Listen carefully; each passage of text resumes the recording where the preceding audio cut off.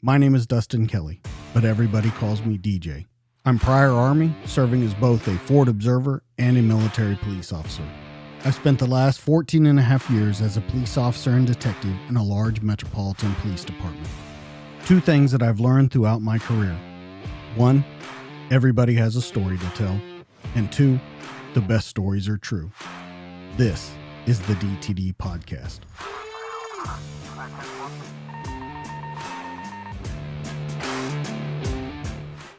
Three, two, one, and we're live.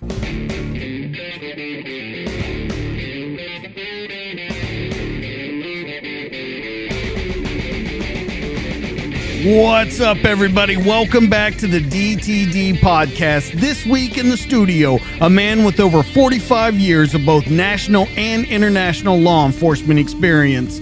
During that time, he has worked counter terrorism, narcotics, human trafficking, organized crime, money laundering, and protective operations, just to name a few. He was part of the Mariel Boat Lift with the Cuban refugees, Operation Overlord, Operation Purple Haze, and Engility, a team of prior law enforcement that helped U.S. and international forces during Operation Enduring Freedom. He's received such awards as the U.S. Attorney Office Award, U.S. Customs Commissioner's Award, the Jordanian Army Appreciation Award, the Peruvian Government Appreciation Award, the 1984 Los Angeles Olympics Committee, and was even the Florida State Agent of the Year for 2017. It's a huge honor to have this guy tell his story.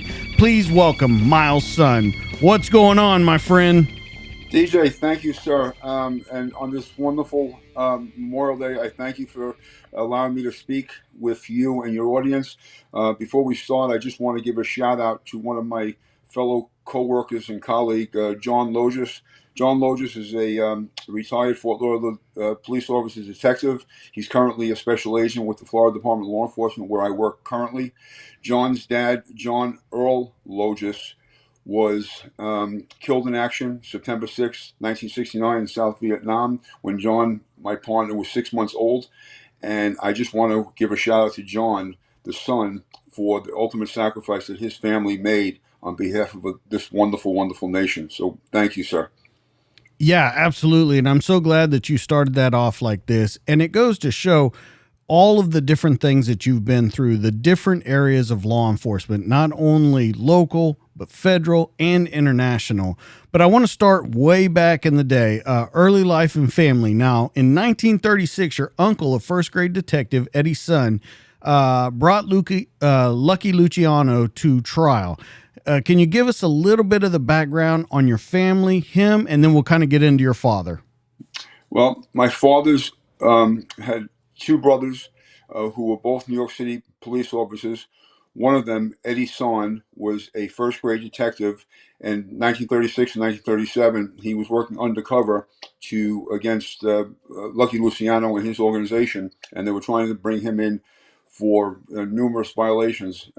However, my uncle, working undercover, was able to pose as a homeless person in front of one of his brothels, was able to ultimately identify a number of the women who worked there, was able to flip these women, and ultimately they testified against Lucky Luciano, and he was ultimately convicted by then the district attorney, Thomas Dewey, sentenced to 30 to 50 years. He ultimately cooperated with the government during World War II. And the irony of that story was that my father at the time was part of the 36th Infantry Division, North Africa, Italy. And when the invasion of Sicily was coming up, Lucky Luciano was asked by the military to provide any assistance he could have with regard to any mafia dons in Italy, Sicily, who can provide information on the German movements and whereabouts. And this, I always felt that this information that was ultimately turned over to the military was possibly a reason that my father was able to be successful landing in the invasion of Sicily and surviving the war. It's an irony of ironies that his brother arrested him. He subsequently cooperated with the government, provided intel and information that helped American forces defeat the Germans in Sicily. And my father was part of that. Well, a couple of things about that story were interesting to me. One, that he acted as a homeless person, got some prostitutes to flip because they couldn't get him really on anything else. And they ultimately got him on the prostitution. That's what brought him in and stuff. That was the interesting part. But to also release him at a time where he could go back over to Italy, gather that information and give it back. I mean, it seems like all of the, the stars kind of lined up on that one. Absolutely. And ultimately, what happened was when he was released, and he was still in New York State, and he was able to make these contacts with his, brethren in Sicily, who provided the information that was useful for the American military. His penance was basically okay. He was allowed to be released from prison, but he was ultimately deported back to Italy, where he lived out his life. But he did assist, and he also assisted and ensured that the docks, the waterfront in New York and New Jersey, were not being sabotaged by any agent provocateurs, on the German or the Italian side. So his men on the docks were also providing intel with regard to the FBI with regard to any conspiracy to cause havoc on the docks. So he was a vital asset to the American government at that time. Yeah, it's so crazy to me that all of those things connected together. And then talking about your father in 1957, there's a picture of him as a New York corrections officer, and he was actually transporting the Mad Bomber. Now, I don't know that a lot of people know about the Mad Bomber, but if you could kind of tell the story of the Mad Bomber, your dad, and then how that kind of all fell together. From 1946 to or 1945 to about 1957, 58, gentleman by the last name Metesky was setting off bombs in Grand Central Station, bus stations, libraries, all throughout the city. And basically, it was because of his being upset at being laid off by the electric company, and felt that he was wronged, and he was retaliating for what he felt was a wrong. Ultimately, he was arrested in Connecticut, and at that time, waiting extradition. My father was New York City Corrections was actually part of the extradition team, bringing him in and bringing him Metesky, the Mad Bomber, into court, and was responsible for his movement once he was in custody from the jails to the court and every court appearance. So that was my father, involved with some high stake domestic terrorist individual back in the 50s. Well, and with you growing up with that uncle, with your father, being around these big of names back then, because these were huge. I mean, we didn't have, the social media and everything like that. So these stories were, they spread like wildfire in the newspapers back then. Growing up in a family like that, did you always want to be in law enforcement? Did you always want to be like these guys? What was it about it that really kind of set you on this path?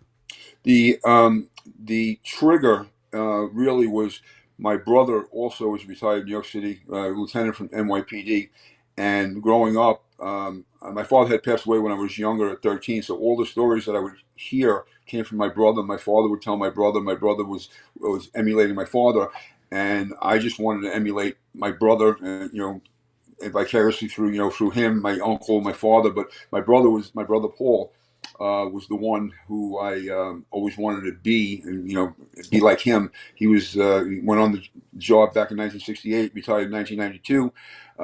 He did a multitude of things, and he was the guiding force that gave me that impetus. And it was not until I started my career that I even knew about my father and my uncle. I didn't know any of this prior to even starting my own career. It was all my brother telling me later in life.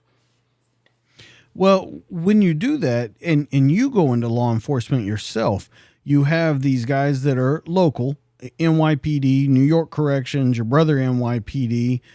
You kind of chose both sides of it. You've done both local law enforcement, federal law enforcement, and then, like we said, international law enforcement. Of the three, what do you think was your favorite, and why do you think it was your favorite of them?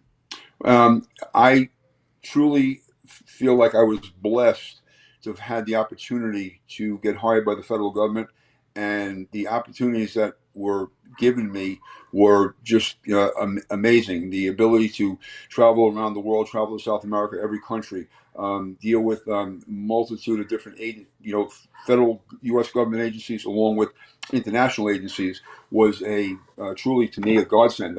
The opportunities were amazing. Had I stayed local, I probably never would have had those opportunities. It was just fortuitous that I got hired by the federal government only because in 1975, when I was coming of age at 20 years old, the New York City was going through a financial crisis where they laid off 8,000 police officers. And myself, Bob Starkman, Lorenzo's leader, were all competing against these individuals that were laid off and subsequently trying to get hired by other agencies. So I applied for Nassau County, Suffolk County, Westchester County, New York State troopers. But I'm applying and competing against 8,000 cops that were laid off. And it was very, very difficult. And so my next option was taking, a federal exam, which was the U.S. Border Patrol, and I was subsequently, interviewed and hired. And I just remember my brother had taken me to Newark, New Jersey, to have my final interview for the Border Patrol. He drove me there, and when we're leaving, he said to me, and I just really wasn't understanding it, but he told me, you do not know how lucky you are to be able to get out of the city and have this opportunity to do other things than just being, a New York City police officer. New York City back then was in tough times, and the city was in tough straits, and that was the last thing he actually wanted for me to do. And he was just very, very happy that I had the opportunity to move on and get out of the city. And Well, let's talk about that with NYPD. You say it was a rough time in the city. So what we're talking mid 70s going into late 70s, correct? that is correct, sir. Okay, so let's talk a little bit about the kind of atmosphere that was New York City at that time. Of course, it hadn't been cleaned up yet. Giuliani hadn't come in and kind of swept it out.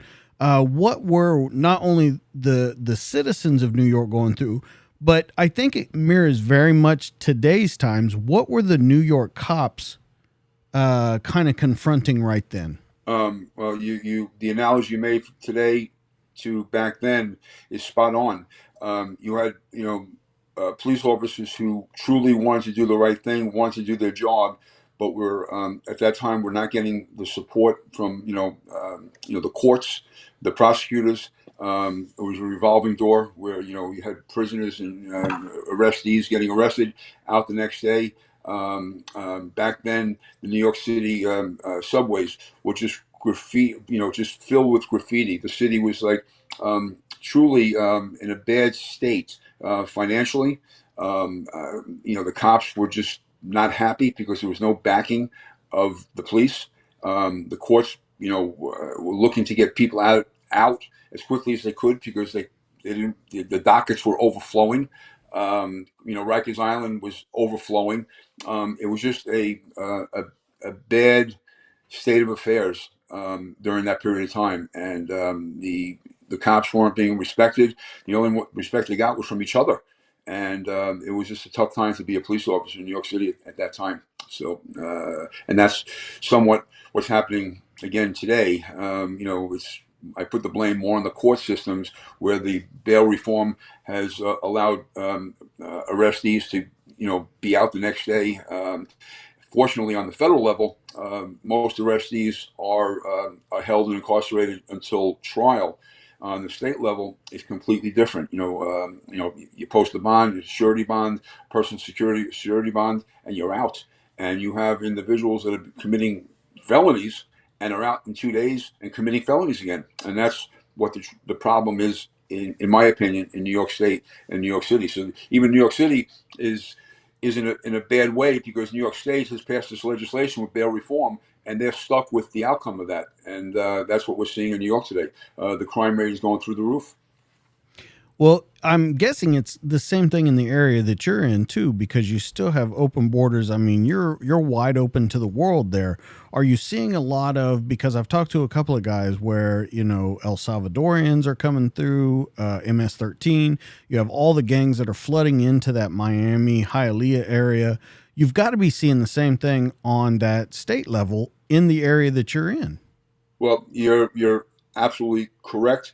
The problem that we have here in Florida, especially in South Florida, at the state attorney's level, the offices, the state attorney, Broward County, Dade County, Palm Beach County, um, the salaries are not nearly as high as they should be. They don't match what the federal government pays. So you have assistant state attorneys making a very low salary, and the turnover rate is so great. When you have 100 state attorneys, deficit of 100 state attorneys in Dade County, 50 in Broward County, that the system is at the point, in my opinion, again, of potential collapse because you don't have enough prosecutors. So it comes down to how many individuals who've been arrested, how many deals can we make, because we can't afford to go to trial because we don't have the manpower or woman power. And you've got deals being made all the time for pleading guilty or no prosecution, no process on cases. It's probably as bad as it's ever been here in South Florida at the state level for the state judiciary, just because of lack of manpower. Law enforcement is doing their job. Law enforcement in South Florida is departments are very, very professional, but if you don't have the courts and the prosecutors to prosecute the individuals, then everything the cops do is somewhat for naught.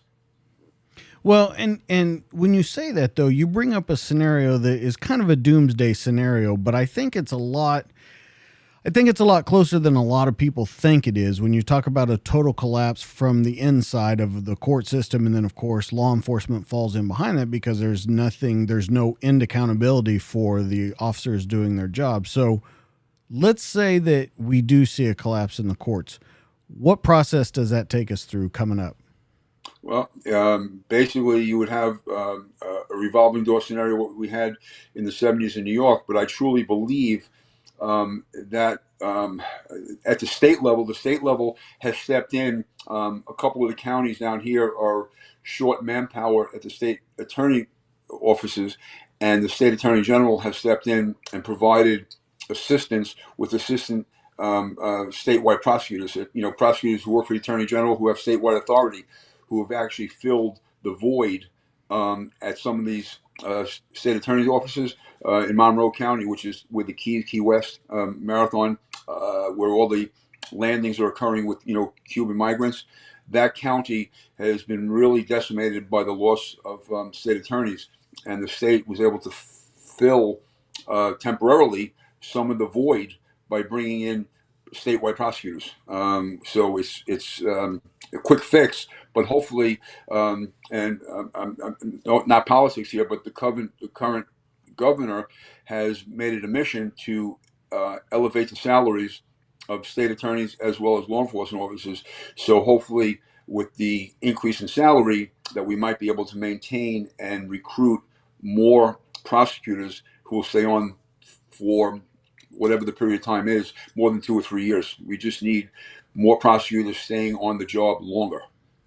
Well, and you talked about you brought up Bob Starkman, and I want to kind of point out something there. He went kind of the opposite direction of you. He started local, being a corrections officer, then went, of course, federal. You were federal and kind of stayed federal for quite a while, but now working in a local capacity that we could say. He has admitted that that helped him a lot in his federal career by knowing how to make those connections with the local law enforcement, with the local courts, with the local corrections officers. Do you think you being federal for so long and then coming back to a local level, do you think that's helped you out in your career? Well, in my current capacity, one of the case that I was recognized for being, the agent of the year back in 2017 was basically predicated on my knowledge of the federal system. The case I had, it was, burglaries of a multitude of Walgreens and CVS's for the narcotics. And once we were able to then identify the burglars, we were able to then figure out who the burglars were giving the stolen, meds to. It turns out that knowing how the federal system works, I called my local HIDA here in South Florida and found out the subject that I thought was the recipient of all the narcotics turned out there was an open case by HSI in Miami on this individual. I made the contact. I knew to go to HIDTA because of my past experience. I knew once they told me that there was an open case on him. I knew who the agent was, and we were able to combine forces where we made it an OCDETF case where we prosecuted federally and state on all the subjects. So my federal experience helped me a lot on my state experience currently, just because I just have a lot of contacts. I just, and it's not because I'm any smarter. I always jokingly say to Bob Starkman, I said, it's just that I've been on the planet so long, and quote, my Rolodex is just full of contacts. I just got a ton of, contacts. I'm working with kids of their dads were my partners. It's like it's very, very unique situation, and I smile every day that I have this opportunity. But again, I feel blessed that my federal time and my federal investigative time, having worked with the locals for so long while I was a Fed, gave me the insight on how to handle state cases and who to go to when I believe if a state case was bigger or greater than prosecuting on the state side, we go federal, and that's I would know who to go to, be it HSI, be it Secret Service, be it DEA. So I knew to go the other route just because of being a Fed.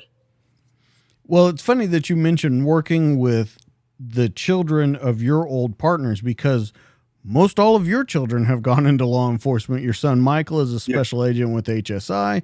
Your daughter Mallory is a special agent with the ATF. You have a daughter-in-law that is in law enforcement.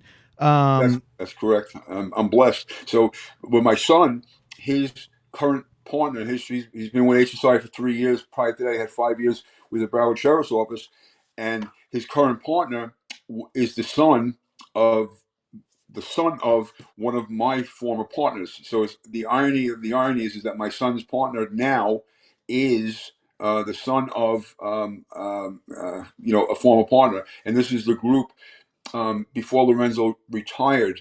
This is the group that my son works for, the gang group, and the Lorenzo made sure prior to his retiring, when my son was in the academy, to make sure that Michael was he got Michael and got into the group, and he Lorenzo knew that Michael would do well and would be taken care of in the sense that he had the right people around him who would show him the ropes, and that was a godsend by Lorenzo Toledo.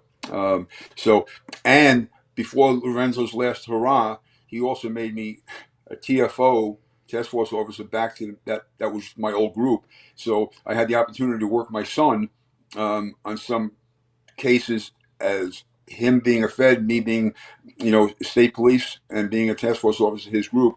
So we worked cases together. I'd be out there doing warrants and/or surveillance, working with my son. But what is that like working with your son? Of course, it sounds fun and everything, but there's got to be a level of you don't want anything to happen to your kid. I mean, that's your kid. You hope that you've done right in telling him how to be safe in his career, but it's got to take it to a whole nother level. Well, it's interesting you bring that up. It was for me, it would be a situation where the last thing I wanted was anything like initially like, okay, hey Michael, your daddy's here, your daddy's checking up on you, your daddy's this, daddy's that. Where the guys in his office, even though they can cut it up and have fun, they had the have the ultimate respect for me. But I backed off. My position was I learned, and not in a derogatory sense. I learned to be a good Indian. My job was, if I was asked for any advice, I would provide it. If you need me to be on surveillance, I was available. I would just stay back, lay back, and just hey, whatever you want me for, I'm good to go. Whatever you need me for, I'm a good trooper. And I would just smile internally and marvel watching my son perform and how he interacted with his current colleagues, and that came from his prior experiences. The burglary, he was a detective with the burglary apprehension team with Broward County, so he was on the street. He had a lot of street smarts, probably more than I've ever had, because in a short period of time he was able to glean a lot of experience, and he's got the common sense. When I would talk about him, it's not bragging or anything, but him and my daughter, I always would say that they have the it factor, and whatever the it factor is. And it was not speaking as a dad; it was just speaking as a fellow agent. If I needed somebody, I would follow him into a hole. I'd follow her into a hole when she'd give me, would ask for advice. So that's how I looked at him. So I had to really work at not being a dad and just being another body in the group when I was around them. And lastly, I didn't want to embarrass him. I didn't want him to feel uncomfortable. And so now I can be hanging out with him in the squad in 5 different police departments, hanging out in his office, and it's all like good to go. It's like it's no he doesn't feel like he has to hide. Yeah, and that's an interesting point that you bring up about being a dad or being someone part of the group. But there's always got to be that little tug at you. I know there had to be of trying to be part of the group, but also maybe being overly aggressive with your son just to make sure that they were correct, but in a low key sense. Well, I'll give you a quick story. A number of years ago, when Broward County was going to body cameras, they had 3 different companies that were bidding for the contract. So my son was on the job a year or two, and he worked a pretty tough neighborhood, tough area, tough district. And he was selected. There was 25 cameras for each company, 75 total to be tested at a 2,000 person department. So he was selected to have one. And the first night he put it on, he's working a midnight shift, and he comes home in the morning. He was still living at home, and he said, "Hey, I want you to see something." And he was called to a laundromat at 3:30 in the morning, and you had an individual who turns out was not on his meds. It was a Haitian American. He was basically out to lunch. He just wasn't on his meds. And as I'm watching him through his camera walking into the laundromat at 3:30, you have 2 other deputies, and they're both white deputies with their guns drawn. The guy had a knife in his hand. He's swinging the knife, and they basically loud telling him put the knife down, put the knife down, put the knife down. My son walks in and he looks at the 2 deputies and he tells them to holster. And my son just gives the guy a verbal punch, and tells the guy to drop it, and the guy actually snapped to and complied with his command. And I'm watching this, and the guy's swinging the knife, and I'm watching this. I can't say anything because I'm just thinking, basically I said, "Hey, what happens if he didn't comply and he came attacking? That 20-foot rule between a knife and an officer. The distance." And he said to me, bottom line, he goes, "I knew." This is Michael saying to me, "I knew that I can take him without, without lethal, without anything lethal, and I knew I could take him. And if I didn't have to use it, I wasn't going to use it." And so at that point, I have to accept that, and I can't. I was not going into what if or anything like that. I respected him, and I was proud of him. Again, watching it as a dad, I was like, I was all balled up in the throat. It was like I was like choking, watching this unfold and waiting for the potentiality of something ugly. And it turned out, thank goodness, it was a good scenario. And the irony of that was, at the time, my daughter, before she was ATF, was a mental health counselor at the local hospital that my son was bringing this individual in Florida. They call it the Baker Act, when you have an individual who's being brought in having a mental episode. So my daughter worked the Baker Acts. So my son is bringing in the individual who he just arrested to my daughter to try to get him back on his meds and try to get him straightened out, for court time. So here, it was like an irony: my son arresting and bringing him to the hospital so my daughter can assess and get the guy stable. Well, let's walk through your career a little bit. Okay. You've had some interesting things that happen along the way, so we're gonna go we'll scan over your entire career, but I want to talk about some specific things that you and I have talked about before we ever recorded this. Things that are important in your career that you want to talk about. So let's start out with immigration and naturalization. Now, this is 77 to 79. You're Chula Vista, California, which is not a bad place to be stationed. Nope. Not the greatest, but not a bad station. And then I want to move into San Ysidro, California. But let's start out with your career working Border Patrol. How were you at speaking Spanish? How were you at sensing that? Because 77, 79, I don't really remember. I was pretty young, but I don't really remember anything that was that bad on the border at that time. Well, you're pretty spot on.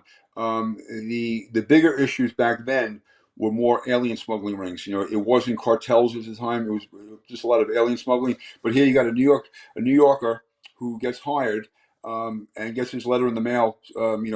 Chula Vista, California, and back then there was no internet, so I had to get a encyclopedia and look where Chula Vista, California was on the map. I fly in my very first day. It's a Sunday. I land in San Diego, which is south of San Diego proper, and and nothing derogatory here in New York. If you're meeting and you have friends that are Hispanic in New York, you use the term Puerto Rican for every Hispanic. In New York, a Puerto Rican could be a Dominican, could be a Colombian. Back then, if you were Hispanic, you were Puerto Rican. So and we knew the difference, but we just said, hey, it was Puerto Rican. So when I landed and the cab driver was taking me to Chula Vista, and he gave me he drove me down to San Isidro, which is right on the border with Tijuana, and I'm looking. And I'm in the United States. I'm in the county of San Diego, the city limits of San Diego. San Isidro was in the city limits, and I'm looking around. I said, "Why?" I'm looking at it. There's not one quote Anglo face in the crowd, and I'm looking around. I said, "Man, look at all these Puerto Ricans." And the cab driver turns around and looks at me, gives me this funny look like I was a Martian. And he goes, "They're Chicanos and Hispanics." I said, "And Mexicans." I said, "Yeah, I know. They're Puerto Ricans." And I was not being derogatory. I was just being, that New York, hey, and realizing, wait a minute, they're just loaded with Hispanics, and basically go to the academy, come back. Um, my first, I'm on the job less than a year. I went out into a shooting. Myself and my partner were surrounded. Talk about how dangerous it was. We were dangerous with alien smuggling. We were surrounded by literally a group of 500. It was like a hornet's nest. We walked into a hornet's nest. We were on the American side.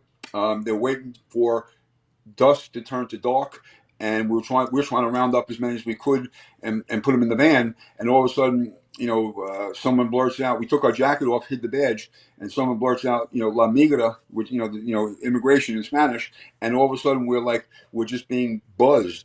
And one of the smugglers is upset and actually starts attacking my partner. He picks up these boulders, size of softballs, and he initially hits my partner on the back. My partner has his nightstick and hits him, gets him off, but the guy didn't go down. And I'm just watching this in slow motion, and the guy picks up a second boulder, and I yelled at him in Spanish, "Parate, parate," in Spanish to stop. And he looked at me and came charging, and how the adrenaline flows. I drew my weapon, I fired, and I see him jump, and we're at 6 feet, and I see him jump, and my partner is watching, and he's from upstate New York. He's a hunter. I'm from the city. I don't know anything about guns or hunting. And he goes, "You hit him," and he jumped and he ran back to Tijuana. And I said, "What are you talking about? He just ran away." He goes, "It's just like a deer." He goes, "They get hit and they run." And then 2 minutes later, his partners brought him back into San Isidro on the San Diego side so he can get medical treatment. And all I remember is my Spanish at the time wasn't good enough, but I was so upset that he caused me to do this. It was like I didn't, my emotions were all over the place. But had I not, he would have hit either my partner or myself over the head with a rock. And the reason this resonated because one of my Spanish instructors in the academy was hit over the head with a rock, lost all his senses, almost died. And they always talked about that when you're on the border, rock throwing and rock incidents at the time were much greater than rifle fire, gunfire, and that rocks were a lethal weapon. And that was in my head when I saw him pick up that rock. I'm thinking about my instructor talking to us about his own personal incident, and at that I had to stop the threat. He ultimately was arrested, charged with alien smuggling, assault on a federal officer, convicted. But it was a turning point. It was upsetting because nobody wants to, as an officer, you don't want to do that. You don't have to. But I realized the alien smuggling component was very, very violent. The drugs were less, but it was alien smuggling was very big. Well, let's talk about a couple different things in that story, though. You're very young in your career, and you have a firearms discharge. You actually shoot a suspect. That's one thing. Number two, we're talking late 70s, not even 80s. There's probably not a lot of air support. There's probably not a lot of backup coming. Radios. It's a completely different era that you're working in. You're doing the same job in the middle of the desert. You're in the middle of a hornet's nest. It's a completely different environment. Now, I wouldn't say that that stuff doesn't go on today, but having less technology, having less than lethal options, we'll even say, Right. it puts you in a different kind of state of mind working in the desert. 100%. That all we had was our wheel gun revolver. Back then we didn't have keepers yet. It was still loop. The rounds went to loops, and like the old westerns. And here, and the irony of that was, at the time we didn't even get new weapons out of the academy. Everybody got a different weapon. One guy got a Smith, one guy got a Ruger, one guy got a Colt, and one of the drills that we used to do on the range was the wheel was empty and there was 2 rounds on the ground. One round you had to know to put it at 11 o'clock or 1 o'clock, which way the wheel spun. And so if you had a Smith, it went counter. If you had a Colt, it went clockwise, and you had to make sure that you knew where to put that round. And that was the training we had back then. But the bottom line was, after the shooting, we were able to call for help, and we were able to get the Border Patrol helicopter. He comes in at about 50 feet, and literally the aliens were still a hornet's nest, and they were throwing rocks at the helicopter. The helicopter had to retreat or go a higher altitude just so they didn't get knocked out of the sky. And they were trying to use their the rotors just to keep the aliens back from us. Our vehicles at the time, we had a makeshift, and like is it what they did in Iraq in the very beginning of the Iraqi, the Americans in Iraq in 03, 04, we had to up armor them, put cages on them because they were constantly, throwing rocks. So we used to call them the war wagons. So our vehicles wouldn't, flying glass wasn't going to, get us. So we had to have individuals with war wagons come in and extract us. Because we were surrounded. But you mentioned right there's a key word right there, a war wagon. That would never be allowed today to be used for law enforcement. Right, that's correct. I mean, but we'd be on the border, patrolling the border, and you were getting hit all the time with objects. And then not only that, they would bury long, 6x10s, pieces of wood with nails in them under the ground just to cause flats, and so you'd be stuck, and then they can just attack you and roll the vehicle. I mean, that's what we dealt with. That was all alien smuggling operations.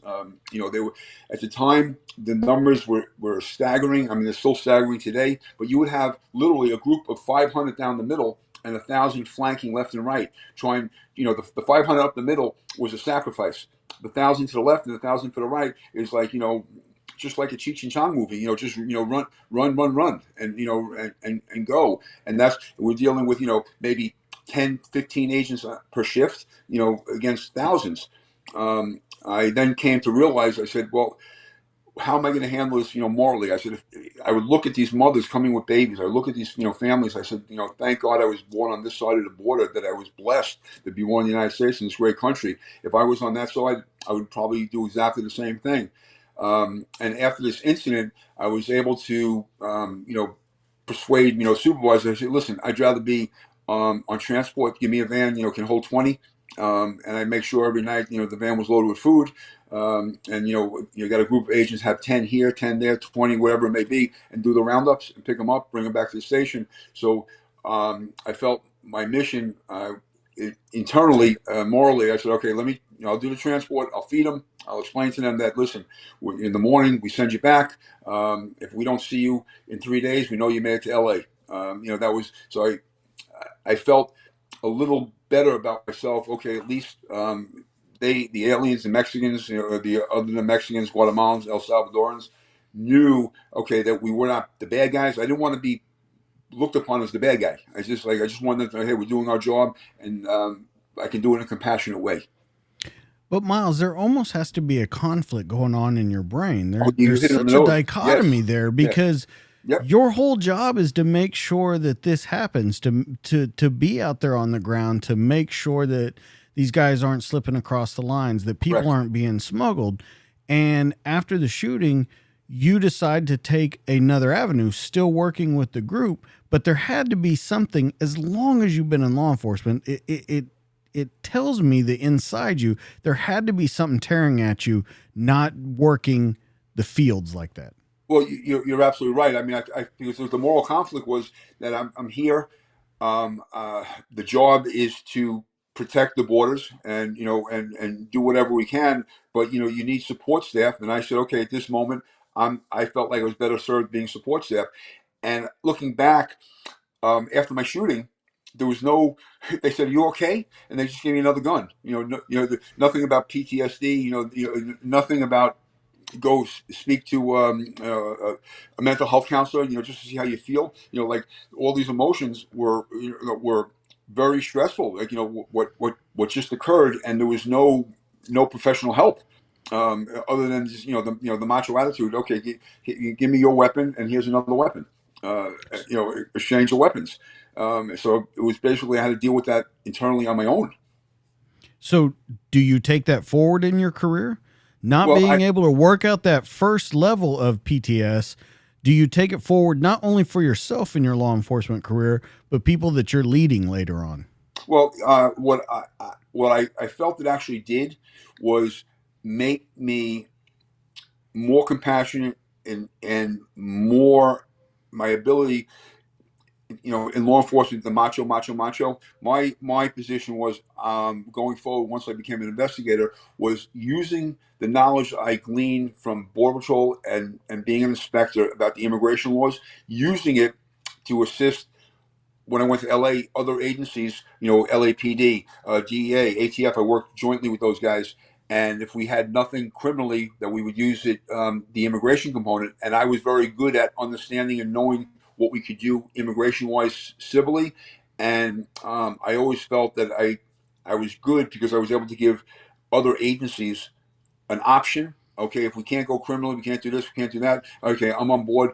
I'm part of the group, and I can help you. So basically, I felt like I was using my immigration talents in another way to help the mission, the bigger mission, whatever that mission may have been. Money laundering. Drug smuggling, dealing with Colombians in Miami. Wherever I may be, it helped me greatly. That experiences and that understanding of the immigration laws, it made me a much better agent. In the sense that was another tool that other agents didn't have. Bob Starkman, he came in with a ton of knowledge as a with the locals. Lorenzo Toledo came in with a ton of knowledge of customs from ATF. And then a detective in Bergen County, when he left ATF to go to the county, he was a detective for 4 years and then came back to customs. Alex, his ability, which I will get to shortly, but his ability to understand the movement of cargo. He was a import-export broker prior to coming to U.S. Customs, and the movement of cargo made him unique in the world of agents, because the world of agents and customs were just, okay, it's illegal substance, make an arrest. So ultimately, because of his knowledge and my investigative experience, how we came together and was like a marriage made in heaven, where we had the Undercover, we had the Operation Overlord, all that was because of his talent. So all of us had unique talents that we brought to the table that was truly unique, and that was we worked synergistically and became like better as a whole, just because of our individual talents. So let's go back 42 years, May 7th, 1980. You talk about going to Miami. You're TDY Yep. from San Ysidro, California. You're processing the Mariel Boat Lift. Talk to people about what that is, what it meant for Miami, Hialeah at that time, and then the kind of weird thing that happened to you, because this kind of happens a lot throughout your career. There's all these anomalies that happen to you. So let's talk about the boat lift first and kind of explain what that was. Well, what you back in it was April 27th, 1980, where in Havana, Cuba, about 10,000 Cubans jumped the Peruvian embassy in Havana. They jumped the fence, and there was 10,000 refugees inside the Peruvian embassy. It was a standoff. It was going on for a while. At the time, then Castro said, "Okay." He said, "Anybody want to leave? You're free to leave." And all of a sudden, the floodgates were open. What we're seeing today on the border between Texas, Arizona, and New Mexico. Perfect example, month of April. This past year, 18,000 Cubans came in on the southwest border. They've changed their strategy from coming across the Straits into Key West. The majority are now coming in from Mexico into Texas, Arizona, and New Mexico. But back then, they got on a boat, and Castro unloaded his jails, his mental hospitals. So if DJ and Miles went from Miami to Cuba to pick up their family members, the Cuban authorities said, "Okay, DJ, you got to take this guy, this guy, this guy, if you want to take your sister and mother. Miles, if you want to take your sister and mother, you got to take these 10 people." So what happened? We had boatloads for months of family members, along with criminal elements and mentally unstable element that was coming into Key West. In Key West, they were initially processed. They moved up to Keys. At the time, was the Orange Bowl was where the University of Miami played and where the Miami Dolphins played. They were being housed temporarily. Every 30 minutes, there would be a busload that would go into Opalaca, which is just outside of Miami. It was a U.S. Coast Guard base with World War II blimp hangars. The blimp hangars are so big, it looked like they can engulf 10 football fields. And what these blimp hangars were set up to do, we had these serpentine lines with thousands of tables. And you had the serpentine lines, you got CIA, DIA, U.S. Customs, U.S. Immigration. So as the aliens came off the bus from the Orange Bowl, they would be interviewed by every agency that the federal government had. And you'd be at these tables sitting there 12, 14 hours a day with a Cuban refugee in front of you. And at the time, I thought my Spanish was pretty good. I was in LA, I was in San Diego. My Spanish was basically, Chicano, Mexican American Spanish. I come to Miami, and the Spanish by the Cubans that I'm dealing with were so it was different from when I spoke. I would speak in Spanish. They look at me like I was a Martian. They had no idea what I was saying. However, thank goodness for the community. The community itself came together. The Cuban American community, like at the time like the Alex Alonsos of the world, the Lorenzo Toledos, where the family members came. They acted 24/7 as translators. They brought food. They brought everything they could to help the government, the government employees, do our job. It was a interesting experience. Again, it was one of those experiences. Man, what I saw these individuals go through was even worse, and I didn't think there was going to be anything worse than what I saw on the border with Mexico. How the Cubans were, what they were fleeing. They were fleeing a communist regime that was just, torturous. It was just bad as the former Soviet Union, bad as Nazi Germany. These people were treated horribly, and they just wanted freedom. Ultimately, the city of Miami, Hialeah, with so many criminals being let out, and mental health issue individuals. There was no treatment. There was nothing for them. That the city and the county, Miami-Dade County, became a war zone. The murder rate went through the roof. The numbers were staggering. It was a time. It was like the Wild Wild West for a long period of time.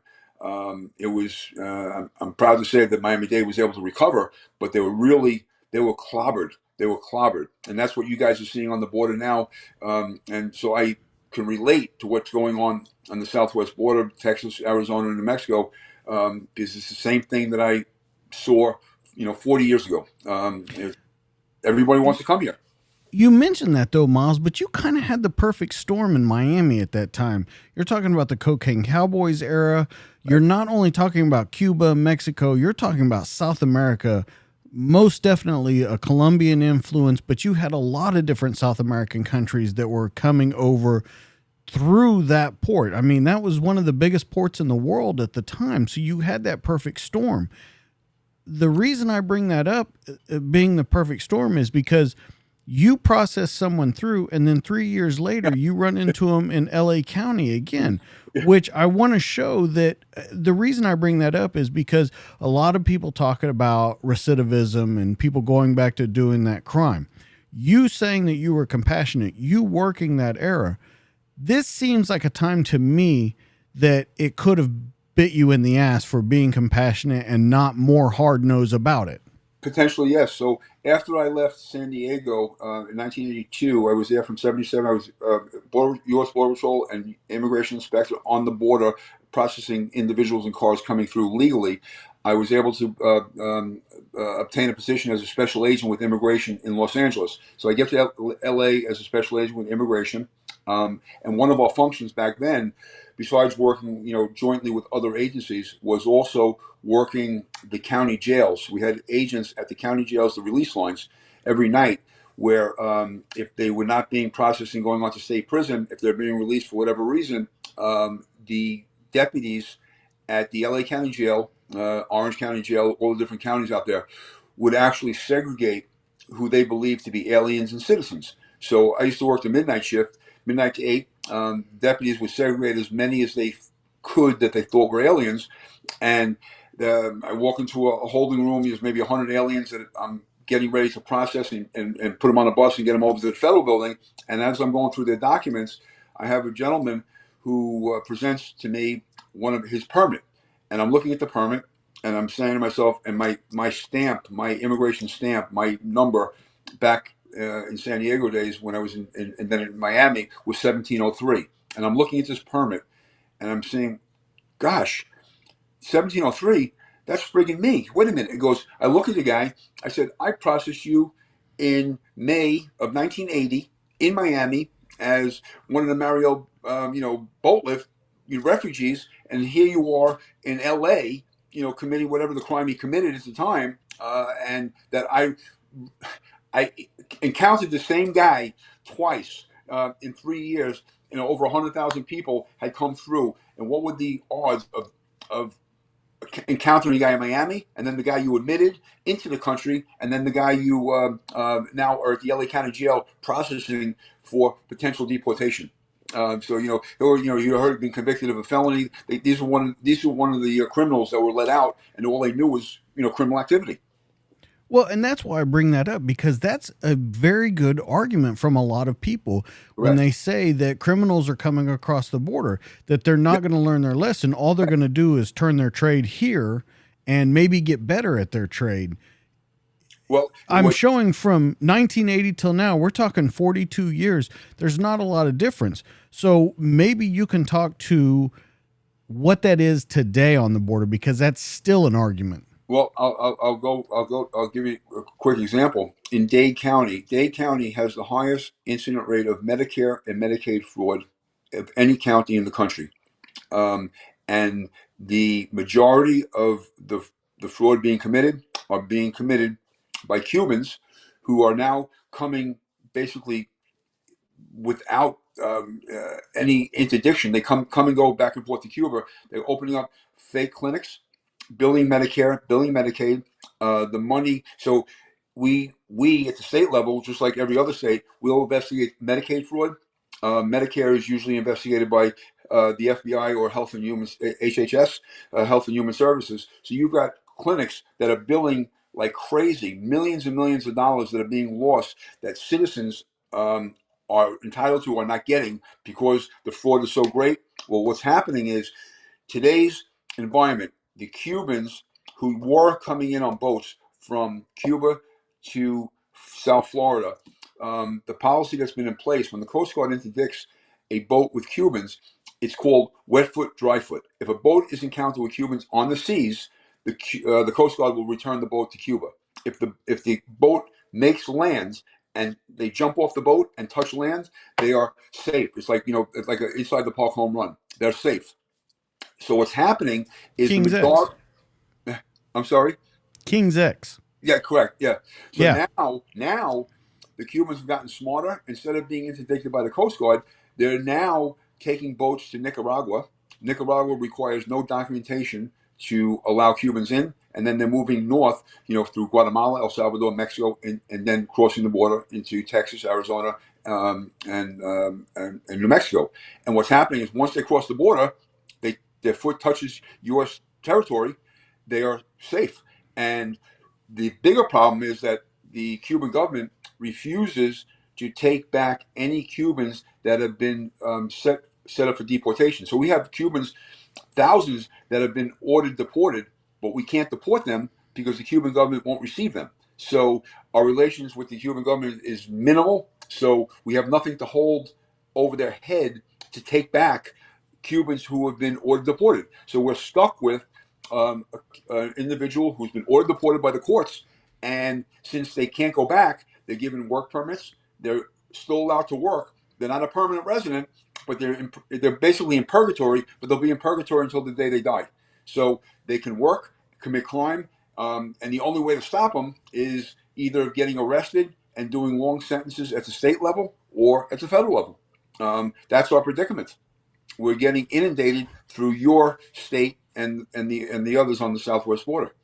Which goes back to what we talked about in the very beginning. That puts us in that OODA loop, and Right. the court systems are not giving large sentences. It's a little Right. better at the federal level, but the Mhm. states are not giving long sentences. So you're seeing that over and over and over again.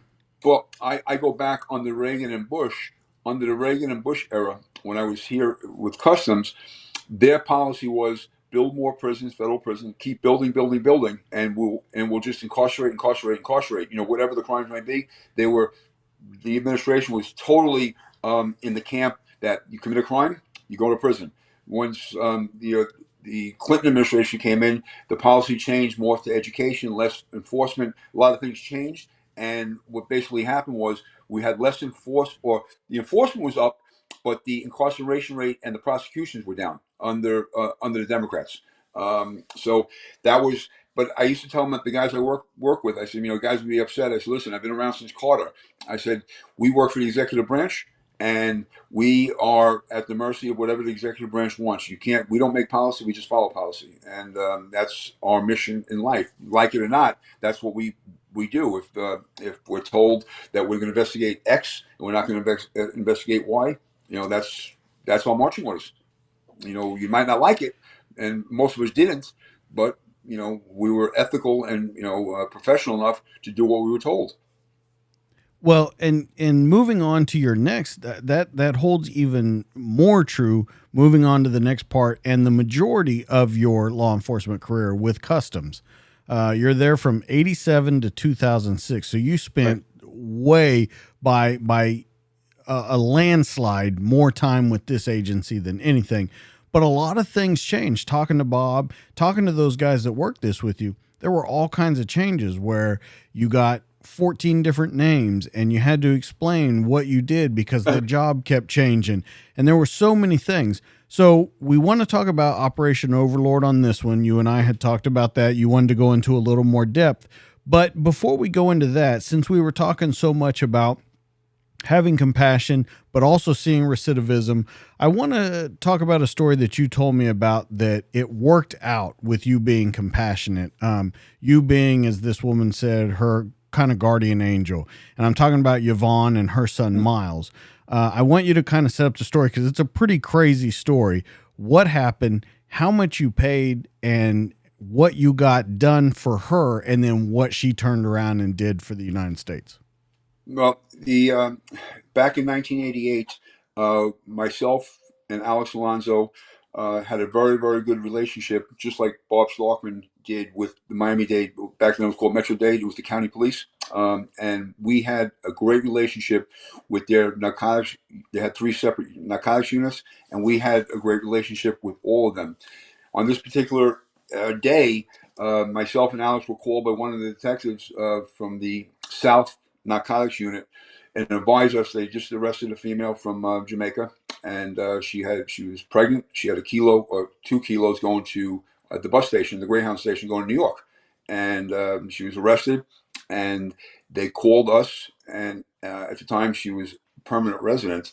She had a green card, which could make her susceptible to deportation. and we interviewed her. I realized that she was, desperate, down and out. She agreed to cooperate and work with us. We were able to get the state charges, basically, ultimately, no pros. But what she was able to do, we had a major operation at the Miami International Airport, Internal Conspiracies. She was able to arrange for numerous loads of suitcases filled with marijuana coming into MIA, and we had a couple of undercover agents who were then able to retrieve the suitcases. It was all a law enforcement operation, but they were being delivered to bad guys here in the Miami area. So on several occasions, because of her setting it up, we were able to perform the undercover operation. No one was hurt. Bad guys were arrested. She did her due diligence. She did what we asked of her. And when she was ready to give birth in October of '88, she told her husband that I'm naming our son Miles. And she told me the story recently that he was adamantly opposed because he wanted the kid named after him. She goes, absolutely not. He's my guardian angel, and he's the reason I'm here, and he's the reason that I'm naming our son Miles. Subsequently, I paid her substantial amount of money. She used the money to buy a home. Life turned out very, very well. Her son Miles lives in the Tampa area. He's a real good guy. He named his son Miles, and I never met him until about 2 months ago, and it was felt like I found my lost my lost biological son that was up for adoption. It was a very emotional moment. Had not seen his mom for 30 years, so I went with him and met Yvonne, and it was like old home week hugs and kisses, and like I was just so proud of her that she was able to turn her life around. Her son became a tremendous member of society. He works for a major security firm in Tampa. Is married, has a son, and life went well for all of them. But the other part of the equation was the arrest could have caused her to lose the green card. And I went to, because of my immigration experience, went to immigration and made sure that this was not going to be used against her, and that she was ultimately able to naturalize and become a U.S. citizen. Because normally that doesn't happen on a conviction. And that was Absolutely. 32 years So, later, I get to meet my namesake. well, and that's what I was going to say. Is this, when you look back on your entire career, as long as it's been, is this one of the best moments of it? Absolutely, absolutely. I mean, it's like, because I felt that the stars were aligned. That she truly turned her life around. She didn't ultimately quote, lack of a better term, screw me and then get involved with criminal activity again. That she had raised a wonderful son. Became a productive member of society. So everything worked out, and it's just a very, very good feeling that we gave her that opportunity. And I have to say that the detectives from Miami-Dade, one of my closest friends who I work very closely with, Louis Fernandez, who was one of the detectives instrumental in getting the charges dropped, or no pros, after she completed what she said she would complete on the proffer for us. So the detectives that I work with were also very much compassionate. That's just, but all around, I mean, the guys I work with, Alex had the same compassion. Lorenzo, Bob Starkman, the guys that I work with and associated with, it was not that macho attitude. Listen, we got to do our job. You committed a crime. Well, you're going to get arrested. However, if a person is going to cooperate, and our job was all about informants, documenting informants. And back then, we had the money. U.S. Customs, we had millions to pay. The locals had great informants, and it was a beautiful marriage. They had the informants, we had the money, we documented them both ways, and which is ultimately what led us into our undercover operation. But it was because of that relationship that we established with the Narcotics South guys. Bob Starkman was very instrumental with there was North, South, and Central, and Bob was very, very close with the Central Narcotics guys. He did a lot of money laundering with. So we had a lot of overlapping stuff. So if I had cases that took me into the money world, I would give it to Bob Starkman. If Bob Starkman had cases with narcotics guys from the Central that go into smuggling through the airport or the seaport, he would give it to Miles and Alex. So we had this wonderful, wonderful relationship, and we were just like it felt like every day we just won the World Series. That was the feeling. Every day we won the World Series. Well, and a couple of times you did. I go back to the fact that I said about your career where it's anomalies that seem very strange. So June 13th, 2001, you're working with the Paraguayan Federal Police. This was a straight money laundering thing, and I think Hezbollah was involved. But you're talking right around that time frame of where the global war on terror takes off. You're at the forefront of it with this agency and with this investigation. So if we can talk a little bit about that, because I don't think a lot of people know what was happening before 9/11 happened in the global war on terror, because that's what it was. It was narco-terrorism, Right. because ultimately the money laundering back then was going to narco-terrorism. Well, correct. When I was stationed, I was temporary duty for months on end to the American Embassy in Montevideo, Uruguay. Our embassy in Uruguay covered Argentina, Chile, and Paraguay. And we at the embassy, our job was to any collateral request that was coming in from the United States customs agents or even locals that needed something done in one of those countries. It was our job to make contact with the authorities in those different countries and try to obtain assistance. Conversely, if those same individuals overseas had issues that they needed something resolved in the States, they would bring it to us, and then I would forward it to whatever office in the United States that the issue was addressed to. So what was happening in the late 90s, when China was really opening up, number one, they filled the void in Venezuela. They filled the void when the Russians left Cuba. They marched into Cuba, so they took over. Basically, they planted themselves in Cuba. What they would do is when American businesses were starting to outsource and bring things over to China to be manufactured, consumer goods, and closing down factories here in the States, the consumer goods being produced in China was now, if DJ and Miles decide to open up a factory in China, they would be 50% partners. You could not open up a factory and be 100%. So the Chinese government would be a partner with you. Basically, what would happen is once they learned how to manufacture what we were manufacturing, they would open up a secondary manufacturing plant and put us out of business. And they would produce the same widgets that we were producing, but far cheaper. So you spent $1 million to produce a DJ and get and own the rights. They would just counterfeit it and send it around the world. So basically, what would happen is consumer goods from back then, electronics, CDs, would cross the continent, South America, from Chile to Paraguay on containers, would land by container ship, and then containers would cross the continent. And in this area, Paraguay, Argentina, and Brazil was an area called Ciudad del Este, the city of the East. It was on the Paraguay side, it bordered Brazil and it bordered Argentina. And in the city, you had in Paraguay Lebanese and Chinese nationals. The Chinese nationals would receive all these goods from China and sell them to the Lebanese nationals, who in turn would market and sell it to the Brazilian market and the Argentine market. And the reason they were so successful in South America, the biggest problem that they encounter is duties, 100% duties. So everybody's smuggling.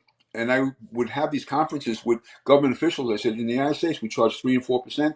100% of the people pay 100% of the duty. Down there, nobody pays 100%. And if you do pay, you're paying off the customs officials to get your stuff out of customs.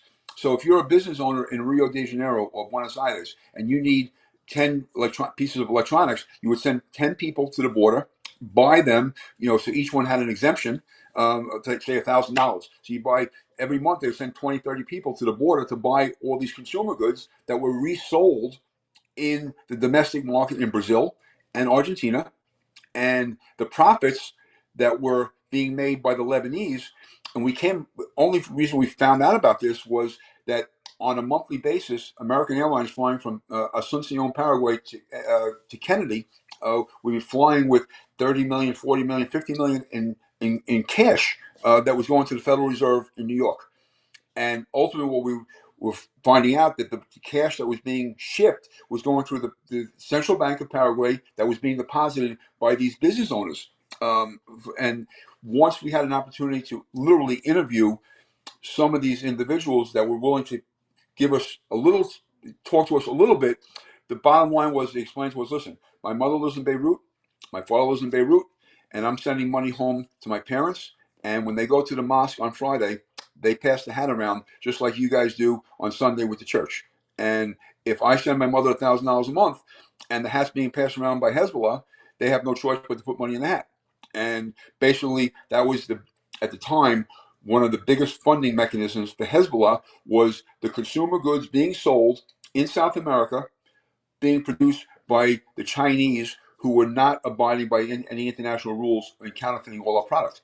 So that was and it still goes on today at a much greater rate. But that was our first encounter, understanding what this whole funding mechanism for terrorism. And basically, the guys that I would interview would do the monkey, put the hands over the eyes. I see nothing, hear nothing. I'm just sending money to my mother. That would be the ultimate answer. Ultimately, this case would be passed on to U.S. Customs in New York, who were ultimately, along with the FBI, able to make criminal cases against the individuals shipping the money and against individuals, receiving, the funds overseas. But that was the very beginning of another mechanism for terrorist funding. So let me ask you two questions pop up there. One, do you think ultimately that was the goal of China the entire time, whether that be in a conscious way or a subconscious way, was to help fund terror, to bring more trouble to American markets and things like that? And then number two, when you're talking about these guys transporting this money, are we into the Hawala era where there's no wire trails, there's no nothing, there's just books going back and forth, or are they doing it through the banking systems? So this was purely banking. The second question, the money would be on the plane, American Airlines, lands at Kennedy, you got a Brinks truck picking up the cash, taking it to the Federal Reserve, being deposited, and on behalf of these business owners in South America, and then sending it back to whoever they were sending cash to. So they have government top cover then. Well, correct. I mean, and there was nothing on the surface illegal. There were Right.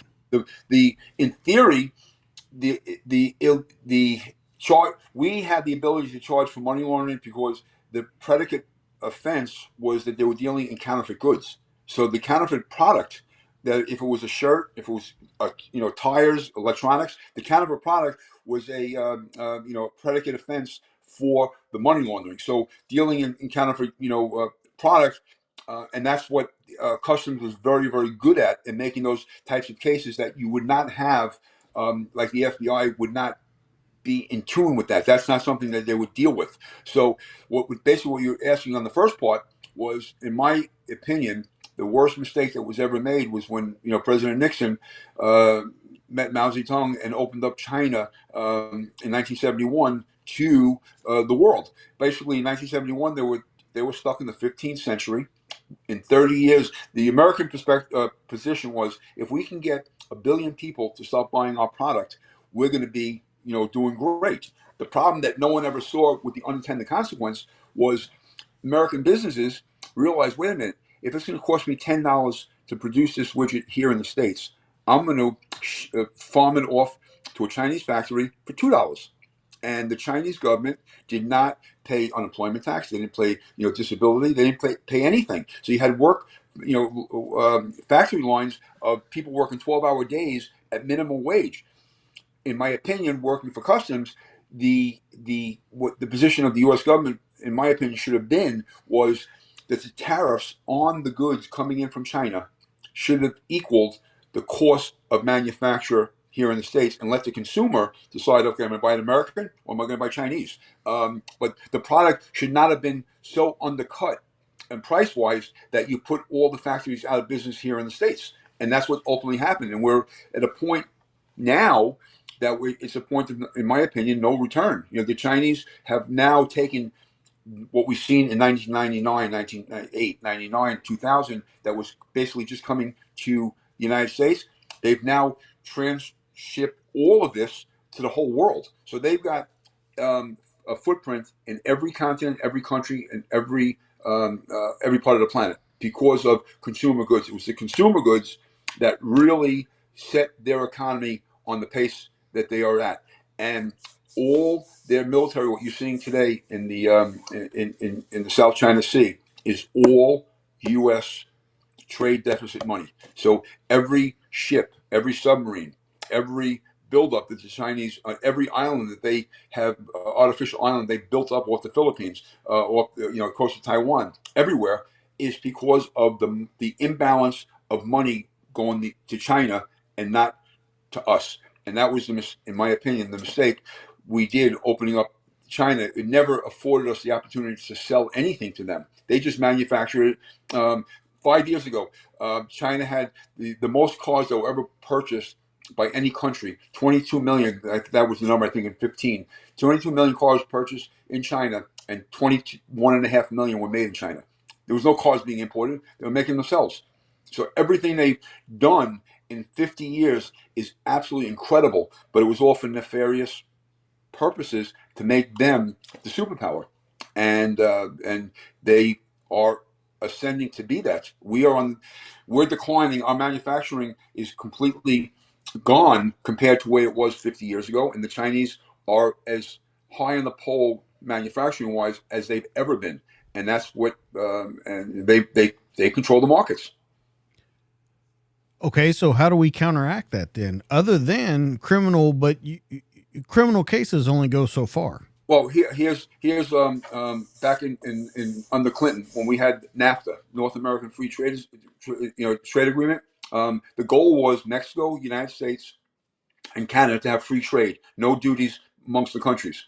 It worked out well, number one, but number two, the other idea was, under the Clinton administration, the more factories we build in Mexico, less aliens will be coming into the United States to work if we set more factories up in Mexico, if they can work in Mexico. Well, what happened was the Chinese, how insidious they become. If we have a quota, if we allow China to bring in 100 white baseball, just an example, 100 white baseball caps a month, what they would do once their quota was up, they would transship their hats, thousands of them, whatever the product may be, to Mexico and relabeled as if it was made in Mexico. It was a Chinese product made in Mexico. We didn't know it. And all of a sudden you had now Chinese product entering the country on the NAFTA that was no longer part of the quota because it was presumed to be Mexican made. So that's how good the Chinese are and were, and how they're beating us at our game. Like they were always one step ahead of us. We're always playing catch up. Under the previous administration, the thing, policy, not even getting to policies, the one thing that amazed me when President Trump chose to run in 2016, when he was talking about the China problem, and I said to myself, I can't believe he understands this. How does he know this?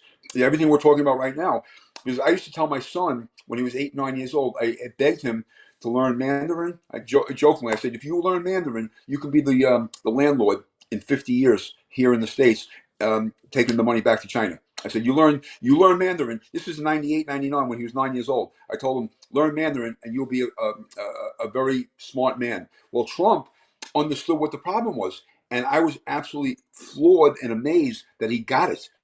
What happened was the Chinese are so good that they played along. He put 25% tariffs on all these different commodities.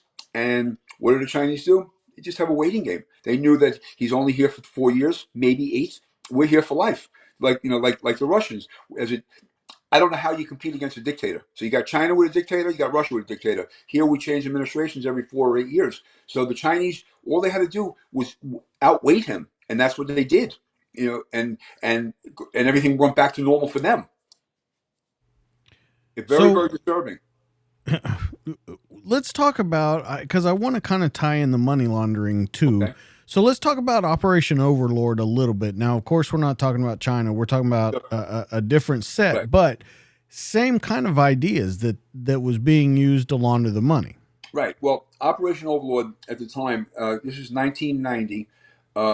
U.S. Customs was the first agency in the federal government, FBI, DA, the first agency where we were. It's called a certified undercover undercover operation. When they say certified, you get Maine Treasury, the Treasury Department will certify and allow you to do certain illegal activities. For instance, you're depositing excess of $10,000. The reporting requirements. You're allowed to move money as a governmental entity undercover without the fear of being prosecuted. So at the time when I myself and Alex we wrote the undercover proposal. The proposal was I used Alex's knowledge of his customs house broker experience to, and Alex said, let's open up an undercover import export business.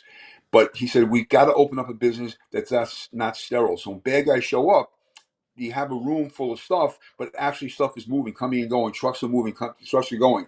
So we opened up a warehouse with a business component where we were so good that we had local import exporters using our facility. They knew who we were, but the benefit they got was they got it rent free. So they were able to use our facility, coming and going. But so bad guys would show up, you would see a warehouse full of cargo. You would see trucks moving all the time from the seaport to the airport. And this was all Alex's world prior to coming to customs. And so the business model was Alex played the Cuban American from Miami who knew the business. Miles Sonn played the Jewish bankroller from New York who knew not so much about dope or business, but was just an investor in the business.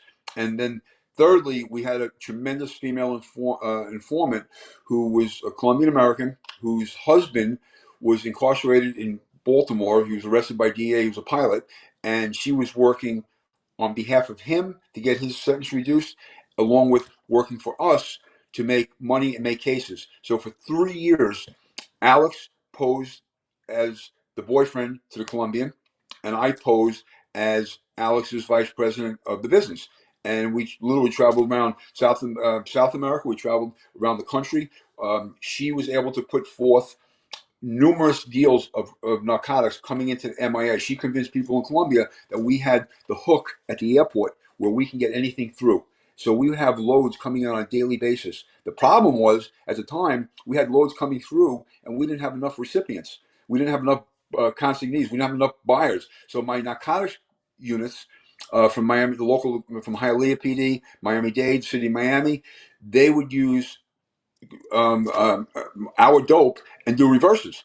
And we were fortunate, part of the undercover operation allowed us to take the proceeds, part of the proceeds that were made from selling of the dope, sending it back to Colombia, where we would inform DEA. At the time, there was no customs in Colombia then. We would inform DEA, we worked very closely with them, that this load just came through. They knew about it.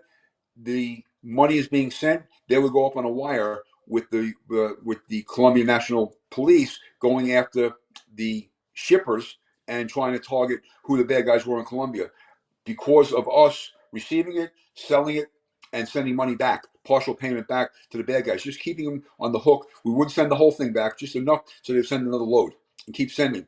And this operation went on, and it was just a very phenomenal operation. The big problem was that everyone we worked with, other agencies, could not understand how we were doing this. Other agencies were not in the forefront, and there was a lot of internal jealousy. It was, and we accepted all comers. We worked closely with a DEA group out of Fort Lauderdale, even though we were out of Miami. And at the time, the special agent in charge for DEA was hearing complaints about DEA Miami, upset that DEA Fort Lauderdale was working with Miles and Alex on Operation Overlord. And the SAC for DEA says, I don't care who works with them, as long as someone from DEA is working with them and they're getting along. I don't care if it's Fort Lauderdale. I don't care if it's Key West. And he was a real cool guy. This guy, Tom Cash, and he was really cool, knowing, okay, that this is a great operation, a great thing going. I'm not going to be the guy who's going to upset the apple cart. So Alex's knowledge of the import-export business made this happen. Our ability to recruit import exporters from the local community was based on Alex and Miles going out and schmoozing and being able to talk to these guys and convincing them to become just use our facility.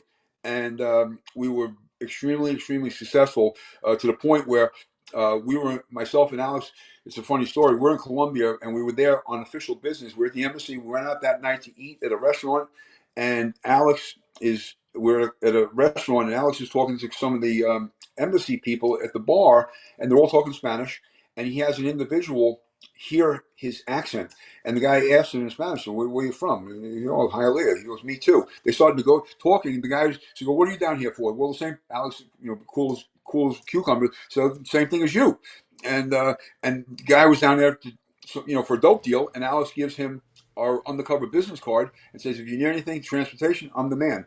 And Alex and they subsequently hooked up. It's so funny that in Colombia, and they hooked up in Miami to ultimately, to get we put a deal together for the guy, subsequently arrested. But that was the funniest story, that we're there on official business, and Alex meets a bad guy because he heard his accent.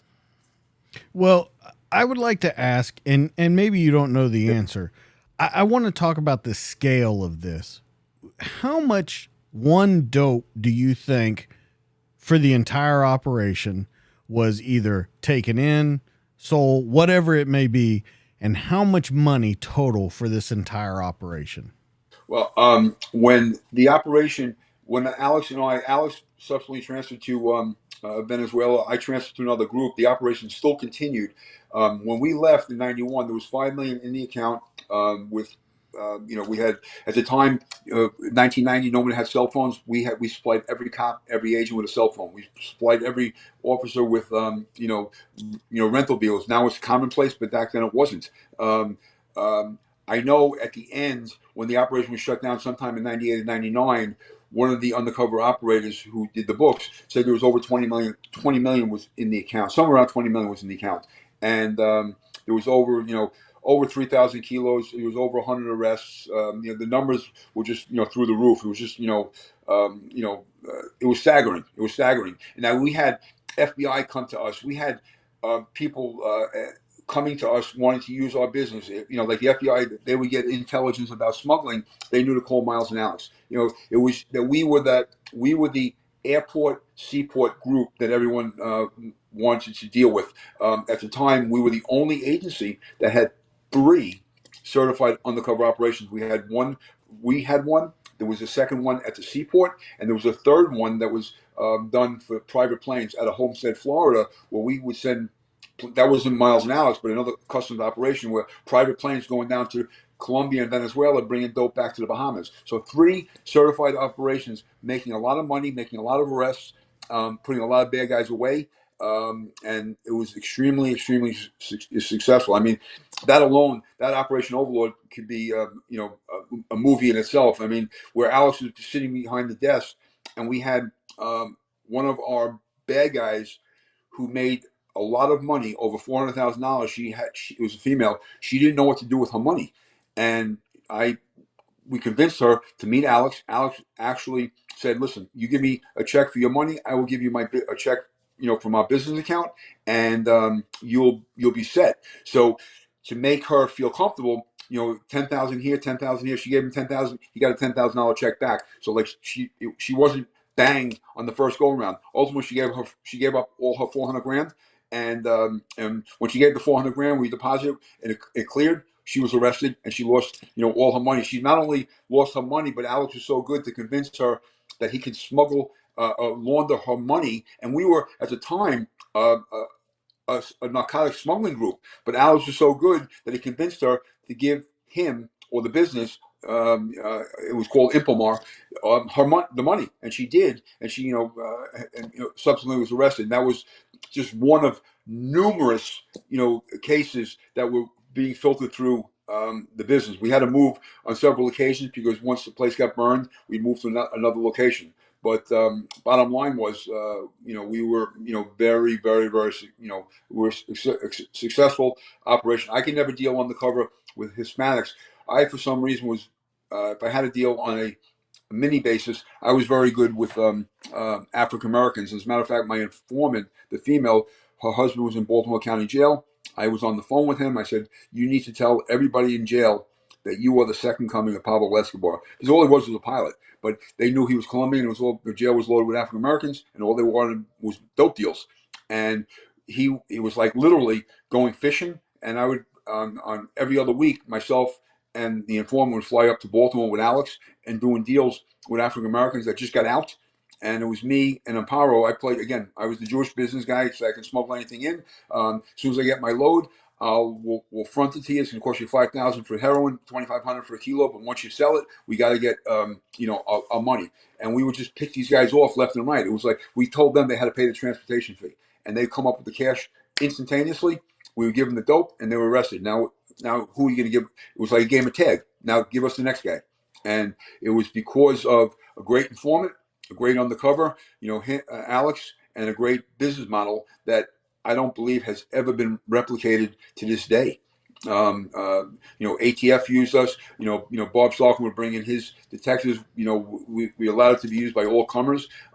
The business, once I got out of it, and Alex came back as a second line supervisor, Lorenzo was then part of that operation, and that's how he and Alex were able to. The Miami Vice movie, when Michael Mann asked Customs, "Can you train our actors how to be smugglers?" And Alex and Lorenzo, through our business, train Jamie Foxx on how to be cops in undercover businesses, and it was a great story in itself that Lorenzo and Alex were able to use our real business acumen to make a movie out of.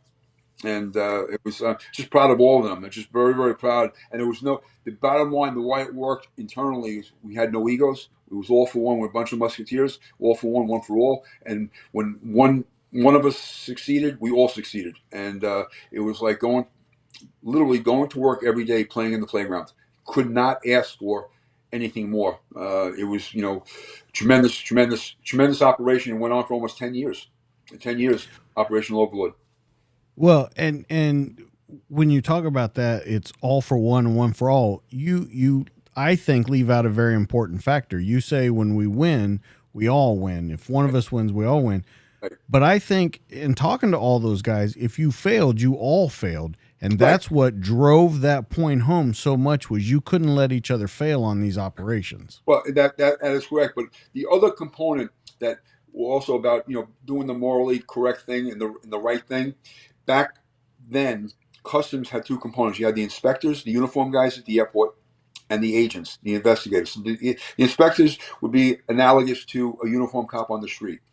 They, at the airport, they had seaport cargo. These guys were the eyes and ears. They had intimate knowledge of what's going on in the airport, very, very detailed stuff. We made sure, Miles and Alex made sure that these inspectors, and they were called contraband enforcement team inspectors, were always apart. When they had information that they believed was occurring with regard to an internal conspiracy at a warehouse or an employee, they would pass it on to us. Once we get it, they were now part of the investigation somehow, some way, either be it in surveillance or when a seizure would occur, they would be the ones that would get the seizure, the statistic for the seizure, the arrest would occur. They would get all the kudos. And this all stemmed from when we started going to Colombia and working with DA in 89 and 90 in Colombia. And Colombia DA would look at us like, why are you coming down here? They thought we were a bunch of carpetbaggers, and they were very concerned that customs agents are coming down here to do something and not tell us.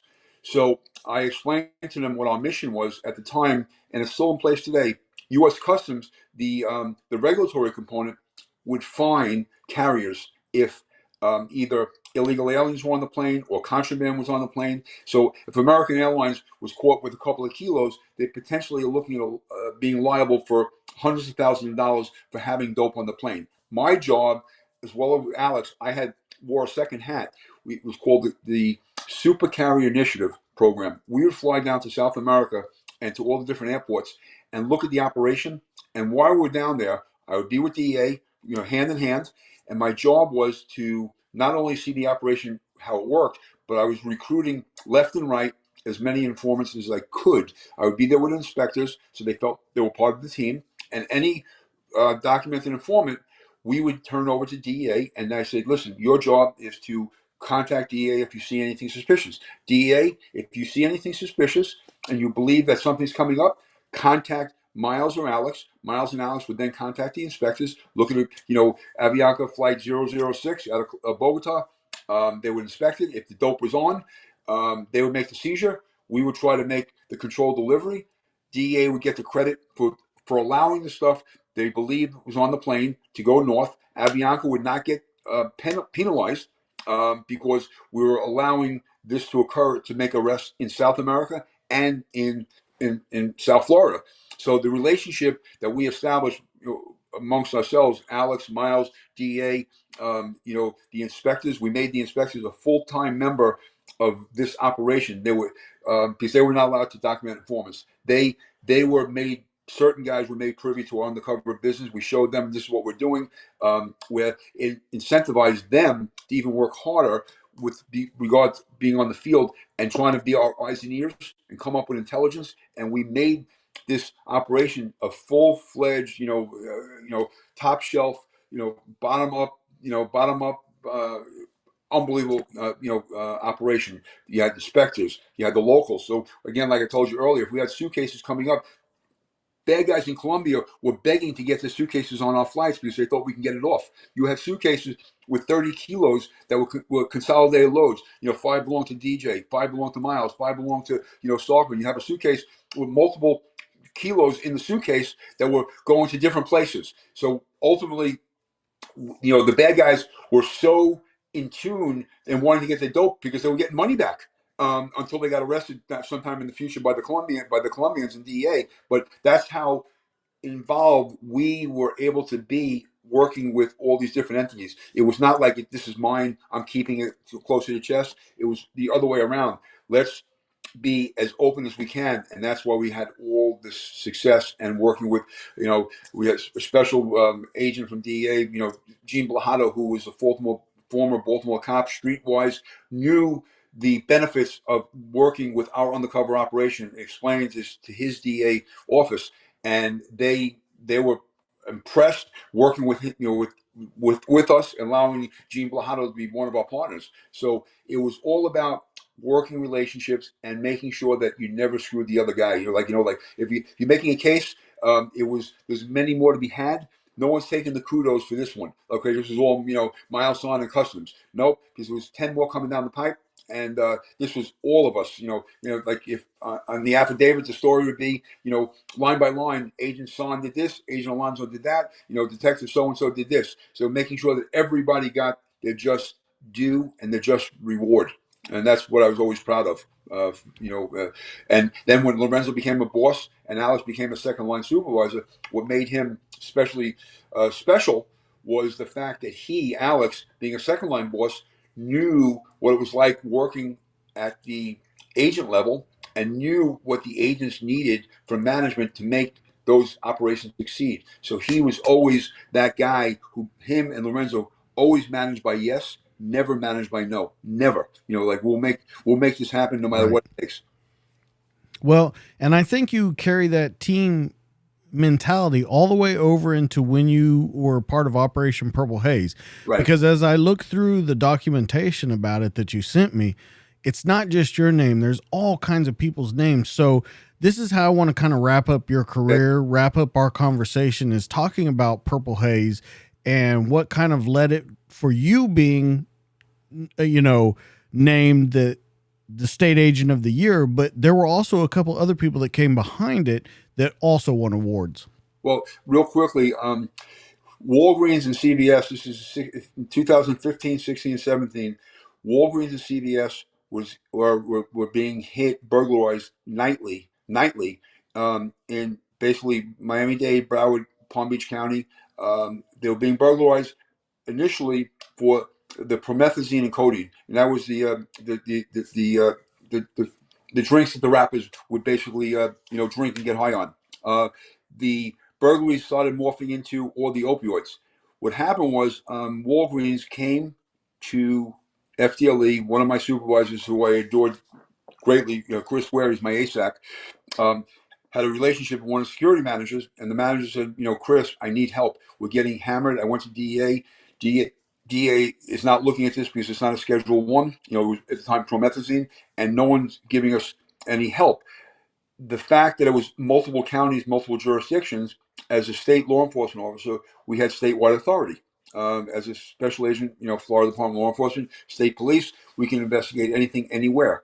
So my boss dropped it on my lap, and I started running. I made a couple of contacts here in Broward County with regard to some of the burglaries, some of the Broward Sheriff's Office detectives, and one of the detectives, who's a Sergeant Shane Schroeder, who I adore like my kid brother. We started running with this because everybody was masked and everybody was gloved. The cameras, it was very, very difficult to identify. But what was happening, the Broward County Sheriff's Office had a burglary apprehension team, which my son was subsequently on. And once we were able to identify some of the group, we were able to put trackers on the cars and follow them from location A to location B, and track them, and ultimately we were able to make 11 arrests. One of the arrests was the mother of one of the females, who she was a medical assistant at the local jail in Dade County, and she was offered a year earlier. I went to her. I said, "Listen, your daughter is going to get, arrested, and she's screwed. She is the baby mama for the number one ringleader." I said, "Your daughter is buying weapons and providing these weapons to her boyfriend, who's a felon. And we're asking you, do you want to?" And working with the statewide prosecutor was a lot better than working with the state attorney. The statewide prosecutors had the ability to tell us right then and there. I said, "Hey, can we make her a witness or a defendant?" And we had I said to the mother and the daughter, I said, "You have this opportunity right now." Myself and my partner Shane Schroeder said to both of them, "Do you want to be a witness or a defendant?" And they just laughed at us. And I said, "We're coming back." I said, "This opportunity only comes around once. You've been offered the deal. You've turned it down. I guarantee you, you will. The both of you will be arrested." They ultimately were. It was a whole family affair.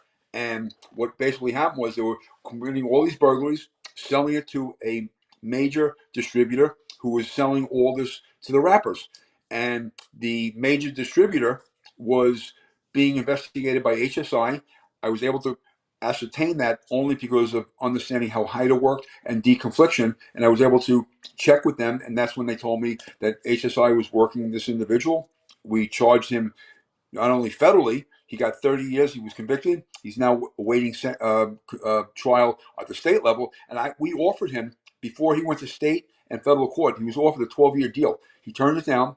I said, "Before you turn this down," I said, "think about where you want to do your time. Do you want to do it federal or state?" I said, "If you go to court federally and lose, and you lose with us, I will guarantee you, not you. We might do it, it won't be consecutive. It'll be, together, but you're going to do your time in a state pen and not a federal pen." So, even where you want to do it, he still turned it down. He wasn't giving up any of the rappers. We thought we were really going, we were start, picking off, these major players. He refused. He was, got 30 years. He's still looking at another, sentence here. And we still talk about, do I give him concurrent or we give him consecutive? He chose not to help us. We can go, consecutive. But he was offered 12 years and concurrent sentence in a federal institution. And now he's doing 30 and might wind up doing the whole time in a state, state facility. So that whole case was made because of the cooperation of HSI, the Broward Sheriff's Office, the statewide prosecutor, gentleman I adored. He was an unbelievable man, Hunter Davis, who now is a state judge here in Broward County. He gave us the latitude and the ability to make this case happen, and it was truly a remarkable case. And my job, the way I describe it, was I was like the band leader, the conductor. I would gather all the different reports, all the different cases from it was 16 jurisdictions. So I try to collate and put everything together and figure out where's our next best option. How do we target these guys? So I was like, the guy behind the scenes. Okay, let's go here, let's go there, and being able to have all these agencies want to be part of it was basically because, okay, after the league's involved, Miles Sonn, again, I said, listen, it's not about me. It's about you guys. We want to get these guys off the street, and we want to stop these burglaries.